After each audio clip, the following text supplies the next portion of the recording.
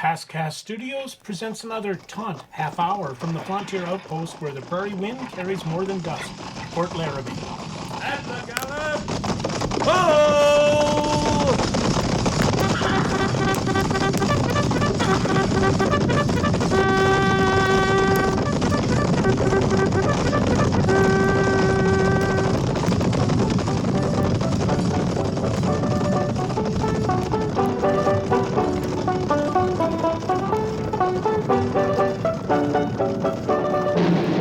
Fort Laramie.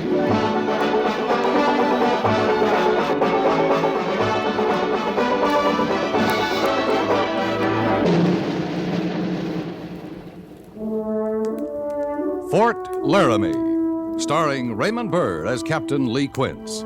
Specially transcribed tales of the dark and tragic ground of the wild frontier. The saga of fighting men who rode the rim of empire. And the dramatic story of Lee Quince, Captain of Cavalry.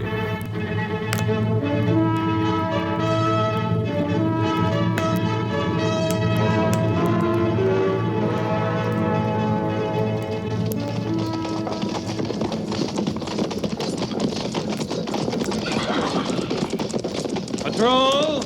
Halt! Sergeant Gord. Yes, sir. Dismiss the patrol. I've got to report to Major Daggett. Yes, sir. And see that their horses are babied right this time. Yes, sir. Roll. Prepare to dismount. Dismount. Captain Quince reporting, sir. I'm sorry, sir. I thought you'd be alone. That's all right, Captain. Oh, this is Major Barlow. Major? My pleasure, Captain. Well, how did your patrol fare? Routine, sir. No sign of trouble. Good. Oh, sit down, Quince. Thank you, sir. Major Barlow is here on orders from General Staff in Washington. He's surveying all the posts in our department. I have only a few days here, and then I'm going on to Fort Dodge. General Custer's command? Yes. I'm looking forward to that. Read hundreds of reports, and certainly that 7th Cavalry is doing the best job with the hostiles that can be done. You haven't surveyed them yet? Well, not personally, no. The record reads victory after victory. I wish we could say the same about the 2nd. Well, the circumstances are a little different, Major. They're waging open warfare from Fort Dodge. Here, we try to keep hostilities at a minimum, maintain peace. Captain, how much firefight have we seen in the last month? Oh, 3 or 4 skirmishes is all, sir. Mostly with dog soldiers driven from the Fort Dodge section. Dog soldiers? There are 2 kinds of Cheyenne. That's the tribe we've been most interested in around here lately. Dog soldiers are the warriors. They wear 3 feathers. Oh. The ones that don't wear the feathers are the reservation peaceful kind. We don't bother either unless they make us. Yeah. Well, Major, it's the belief of many members of the staff, including myself, that a soft policy such as yours is bound to lead to an uprising. I hope you're wrong, sir. Well, the hostiles see it as a sign of weakness. The only way to enforce peace with these savages is to maintain constant pressure, continual display of strength. Will we get a directive to that effect, Major? Or is that a private opinion? It's my opinion at the moment. I can assure you I'll do everything I can to see a directive based on it. Now, Captain, if you'll show me to your troop area. Yes, sir. Major Barlow will be attached to your troop during his stay. You'll place yourself at his disposal, do everything possible to assist him in making his survey. It's an honor, sir.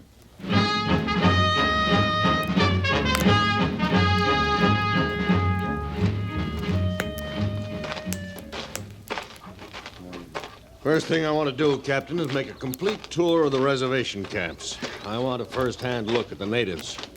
Their condition, their attitudes, extent of their weapons, so on.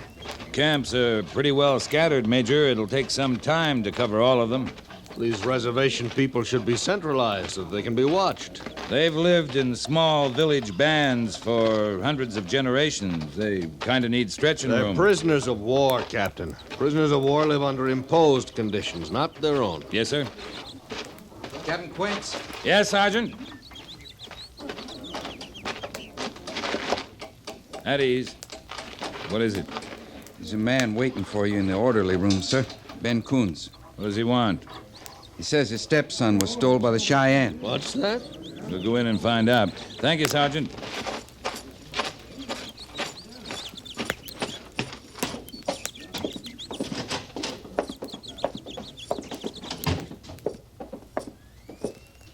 I've just heard about your son, Coons.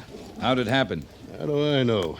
My place is only 5 miles outside of town, and he was gone when I got home last night. And look at this. Cheyenne scalping knife. It was stuck in my door. I've had a Cheyenne lodge oath hanging over my head for a year.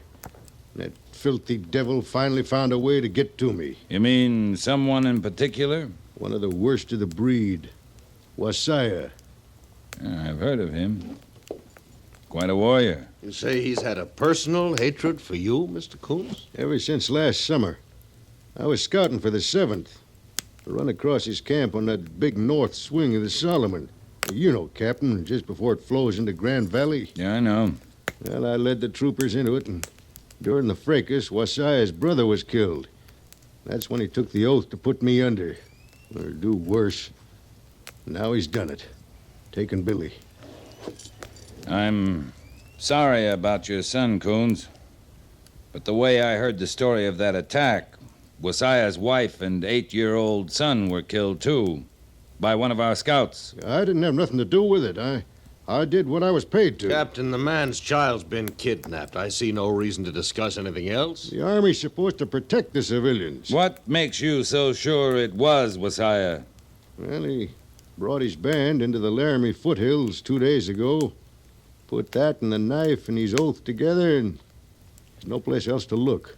Where'd you hear he was in this part of the country? Your breed scout, Quanto, got wind of it. I should think you would have learned about it in your patrol, Captain. No, we were working in the other direction, Major. No. I heard this morning.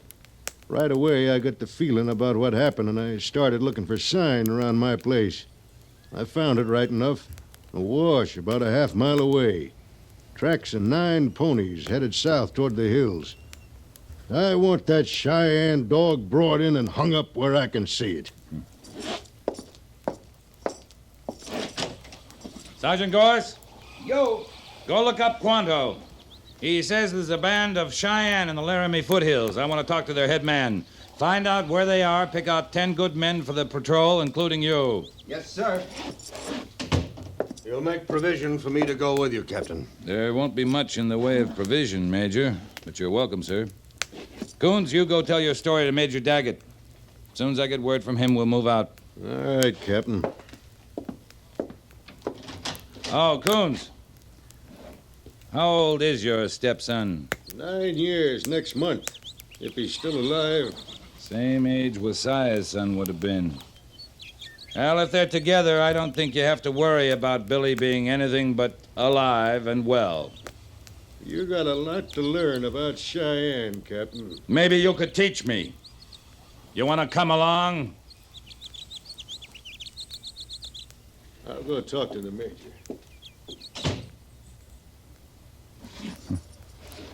There goes a man with a bad conscience. What about your own, Captain?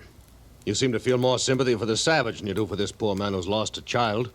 I hardly think your attitude right for a man in your position. I suppose it won't look good in your survey report, sir, but there's a popular idea out here I've never been able to swallow and keep down. That whatever a white man does to an Indian is all right. But whatever an Indian does is all wrong. You and I are soldiers, Captain. We do not set policy. We follow it. Yes, sir.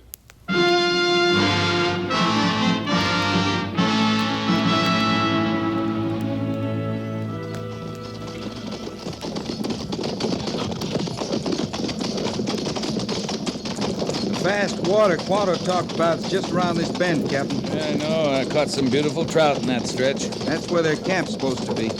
Hadn't you better order carbines at the ready? A show of preparedness, Captain? Little late for that, Major. They've had their eye on us for at least an hour. Why do you bring a small force into a situation like this? Surely you don't trust them not to catch us in ambush. I don't trust them, Major. I know them. The best place for ambush was about 2 miles back. We've gone beyond the point of carbines at the ready.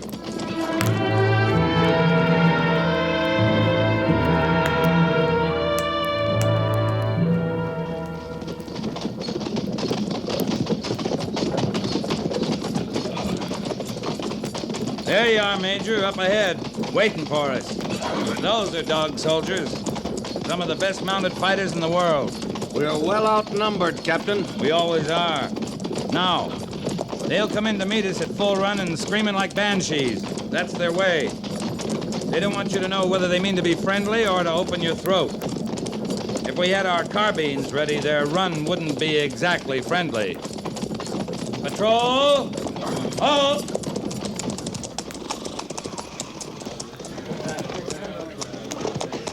Keep your hands away from your weapons, men, unless I tell you different.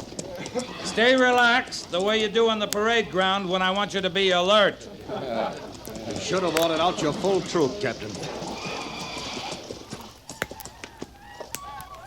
Captain, here they come. I see him, Gorse. Act like this happens every day, men. Just rest easy in your saddles and talk to each other.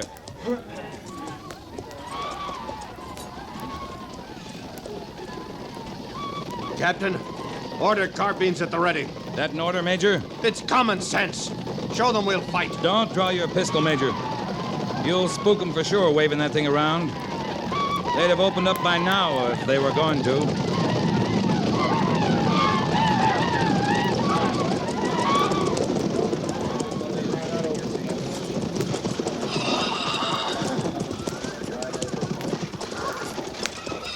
Sahi, who is chief among you? Which of you is Messiah? I am Messiah. Why do the soldiers come to us? We have done no wrong.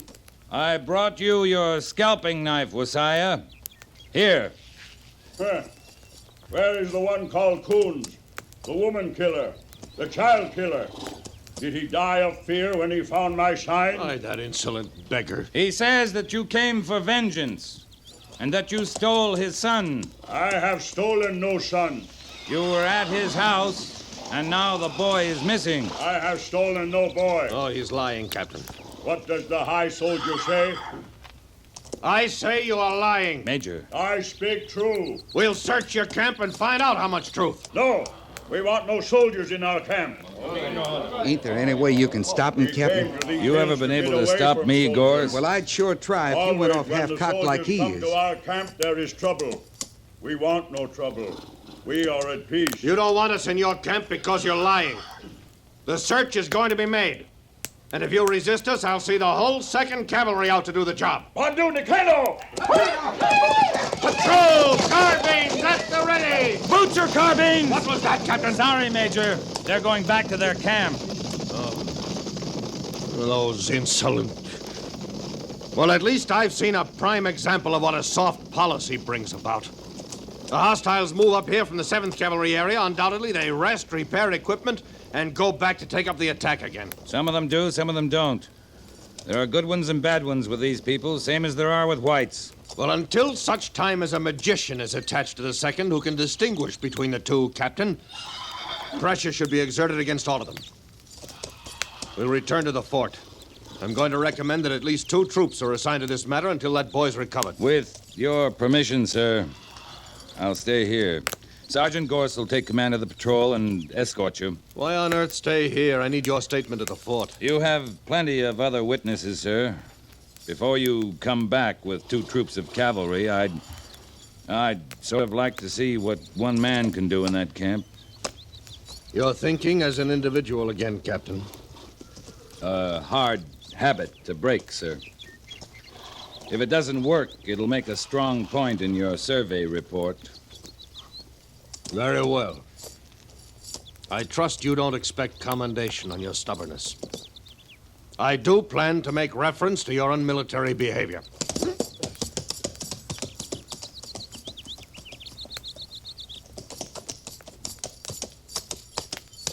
Be better if we could send old Brass Shoulders in alone. Watch your manners, Sergeant. Don't you want me to stay with you? Thank you, Gorse, but I don't need you. This may look crazy, but I don't think I'll run into any trouble. If that youngun's in there, you will, sir. No, I don't figure he is. I've been thinking. If I was Messiah and had kidnapped the boy, I sure wouldn't have left a knife to point the finger at me. And I would have hightailed it out of these parts a long time before this. I sure hope you're right, Captain. Sergeant, I'm ready to go. Not far enough. Watch your manners, Goss. Yes, sir. Good luck.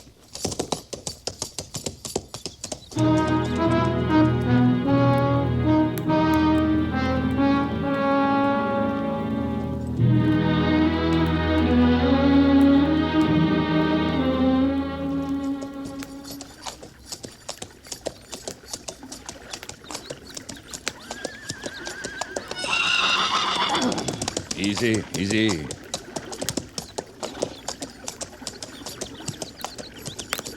Stop, soldier!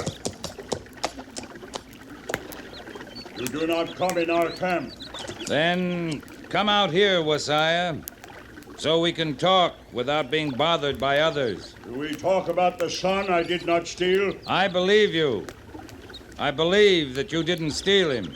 Your high soldier is blind. His words cut like flint. He's new to this country. He has much to learn. He went back. Does he bring more soldiers to attack us? That's what's in his mind now. It'll take a day, so you have time to move your camp. Strange words from a soldier. Why do you stand with me when the high soldier says I lie? I've heard much of you, Wasiah. If you were going to steal a son, you'd do it better than this. I say this. The days are gone when a son brought only gladness to his father. Now the father looks to the day when his son reaches manhood and sees nothing but sadness and hunger and fighting a war that will not be won. Some nights, when sleep runs away from me, I think of my son, and I am happy that he is not with me to share the trouble that follows us. I would steal no son. I have nothing to give him. Do you truly want peace, Wasiah? A peace with honor, yes. We are tired of fighting and running. This is a small thing, a missing child, when you measure it against the bigness of the trouble that we're all in, all the tribes, all the army units. But it's a thing that could stir everything up again. Word from the major could go to Washington. His words from his mind. They'd be believed because no other words could go to say they were wrong. I'd like to stop it, Wasiah. Would you help me? How would a Cheyenne help a soldier? If you and I could find the boy and take him back, everyone would know that you were a man of honor and truth, and that you lead a peaceful band. Then the high soldier's word would be lies. You'd be right, and he'd be wrong. For that I would help. But how? Have any other new bands moved into this section that could have taken the boy? One Shoshone and one from my tribe. Could you find out if they have him? Yeah, Will you do it? I will. While you do that, I'll try and get a line on him. Will you meet me in the wash near Coon's place at sunrise tomorrow? Do you know what you asked me to do? To help the man who killed my son and my wife? I know, Wasiah. We meet at sunrise, soldier.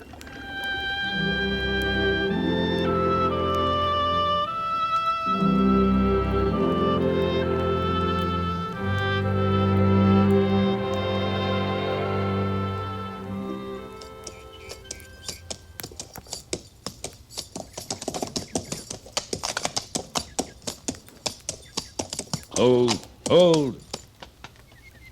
I am here, soldier. You hide well. What did you learn? The boy is not with the Shoshones and not with the Cheyenne. Then we have another way to go. He has an uncle in the Rock River settlement. He's talked to some of his young friends about going to live with him. He told them the trail he'd take. If I put you on it, could you pick up his sign and follow it? I have followed older sign.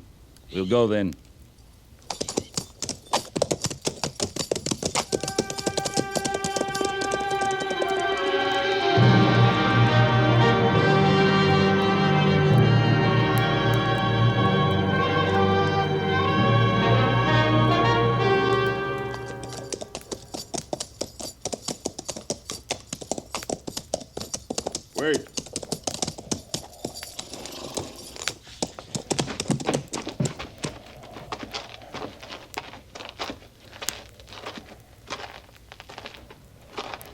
He fell here.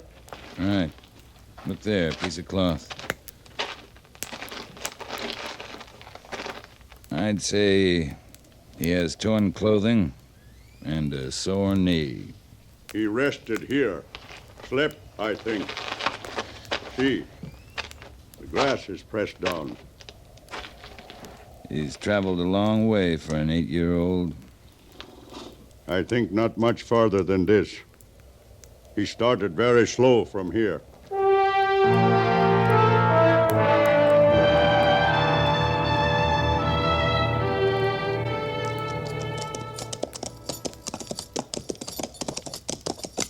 There, soldier.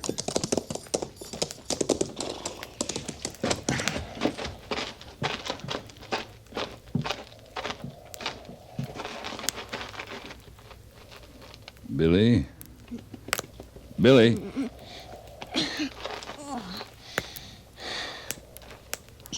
We're going to take you home.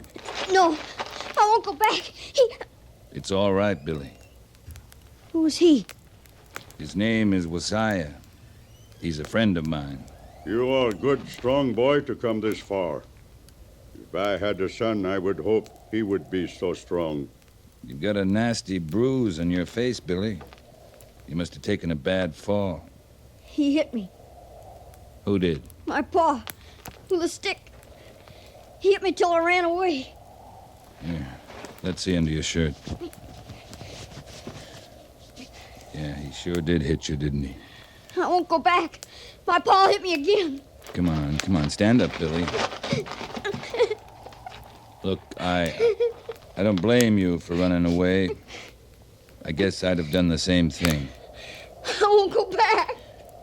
If you want to live with your uncle, I think we can work it out.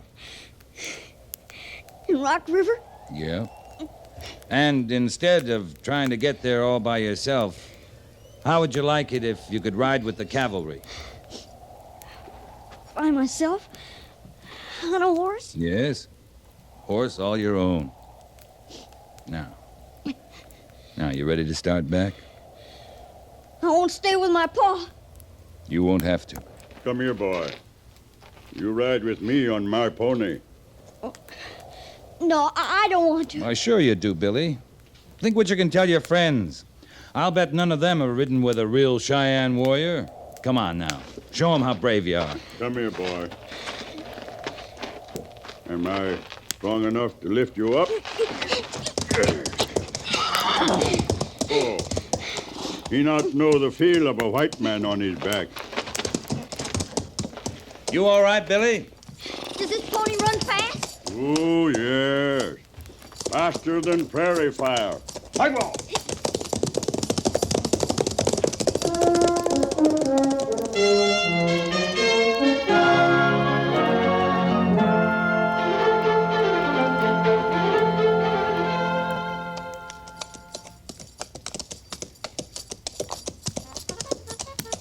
Wait, soldier. They're forming the two troops for the big search. I go no farther. I know how you feel because I felt the same way riding into your camp. But the major from Washington won't believe you had a part of this unless you ride in with me. You have my word that everything will be all right. I go on your word.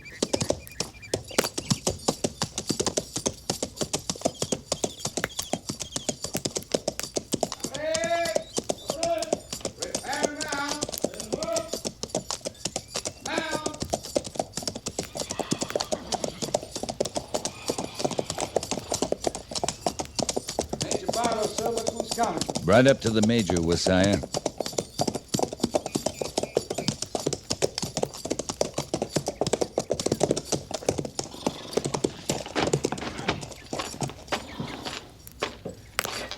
Captain Quince reporting, sir. Well, this savage did steal the boy. In spite of his surrender, he's to be punished. This is no surrender. Give me the details, Captain. I'd rather you ask the boy, sir. All right, son. What did he do to you? He didn't steal me. He found me. I ran away because my paw hit me with a stick. He does it lots of times, and I won't go back. I just won't. Order the troops dismissed. Yes, sir.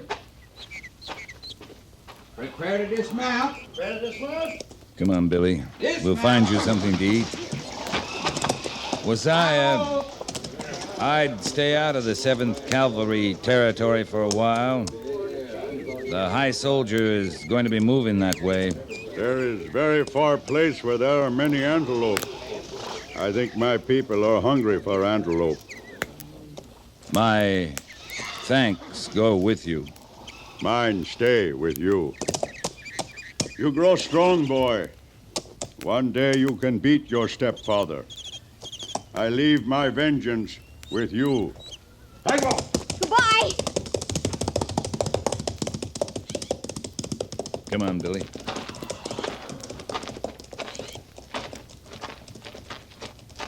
Captain? Yeah, Gorse? Old Ironside sure don't want to admit there's such a thing as a good Injun, does he? He's a better soldier than we are, Sergeant. What? He operates strictly from the book. Maybe in the next situation, the book will be right.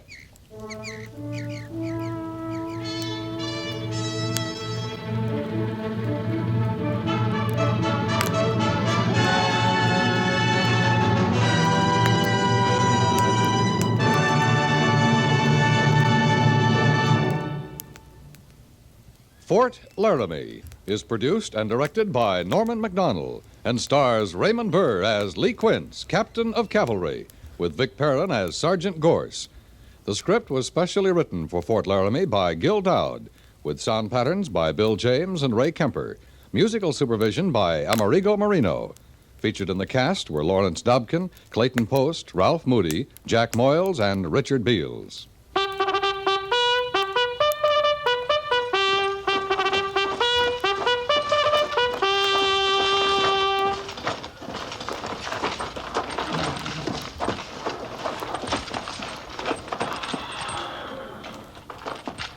Company, tension! Dismiss.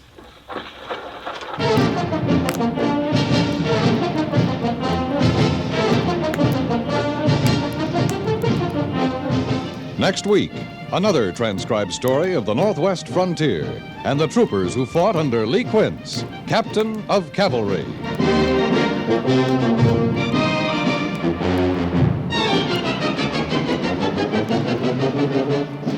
Each Monday through Friday evening, CBS Radio rings you in on the fabulous adventures of insurance investigator Johnny Dollar.